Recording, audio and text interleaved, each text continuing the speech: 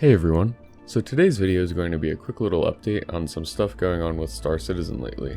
There's some exciting things happening finally, and some awesome teasers just got shown inside Star Citizen, so I'm happy to finally be getting through that part at the beginning of the year where not much is going on. Also, XenoThreat has progressed to a new stage, so I'll show you guys what that looks like if you don't have time to get into the game and check it out, or just so that you know what to expect going into it this weekend.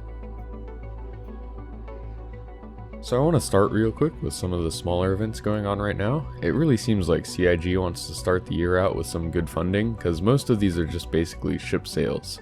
However, there's some nice warbond upgrades available at a discount, and also the star lifters are all available without a price bump yet.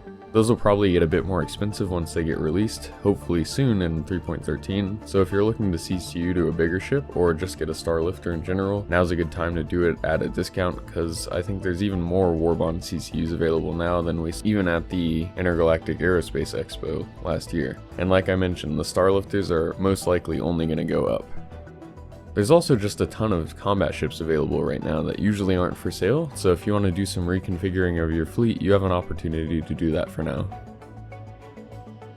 Also, the Red Festival is going on right now, which consists of an in-game portion that works pretty similarly to the Christmas event, where you can go around collecting these envelopes, and of course an out-of-game sale, but there's some pretty cool new skins to go along with it.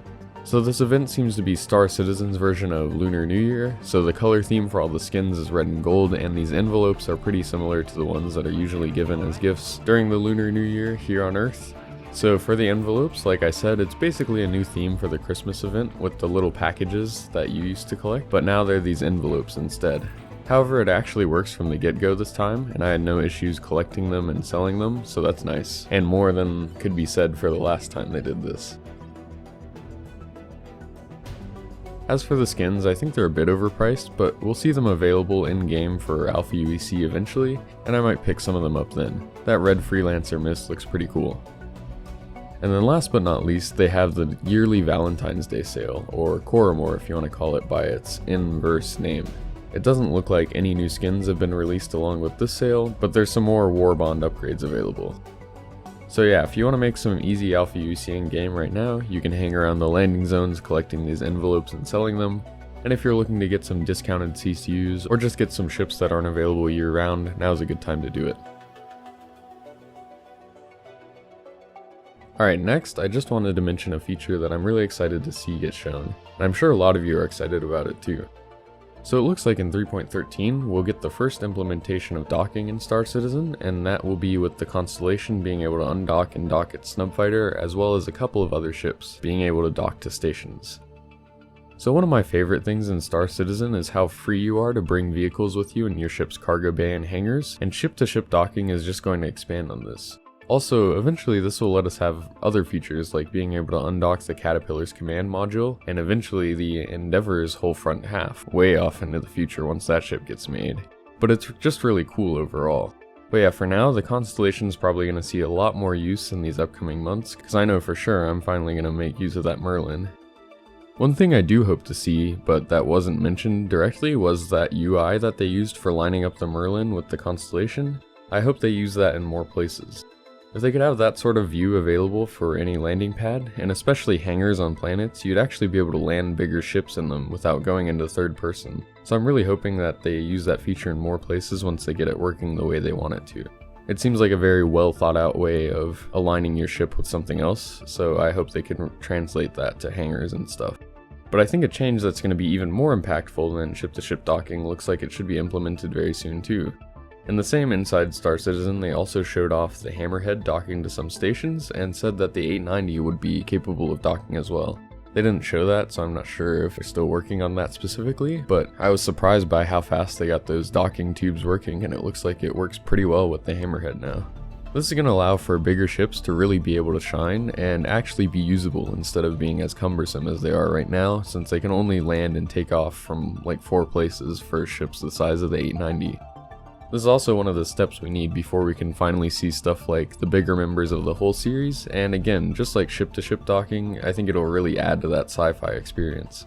I really like how they've designed the docking tubes, and I think coming out of the station and being able to see your massive ship docked there through the windows in the docking tube is just going to be amazing.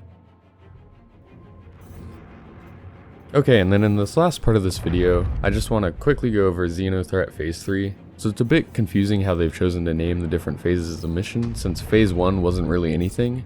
But yeah, Phase 1 was just the UEE contacting everyone and telling us to get ready for XenoThreat. Phase 2 was the rearm phase we had last weekend with all the cargo delivery, and now we're on Phase 3. So this phase is called Take Out the Big Guns on the RSI website, and I'd say that's a pretty accurate description.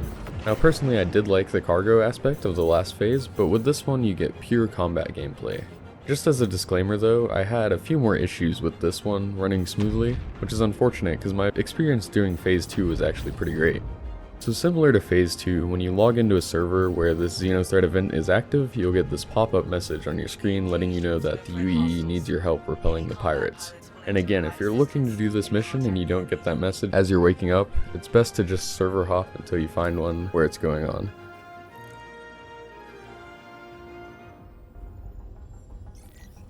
Thanks for your help. Grab your ship and get on site. The mission itself has two parts. For the first part, you're up against an Idris M and some supporting craft. There were a few smaller fighters there when I did it, but also some hammerheads, so it's a real fleet that you're up against.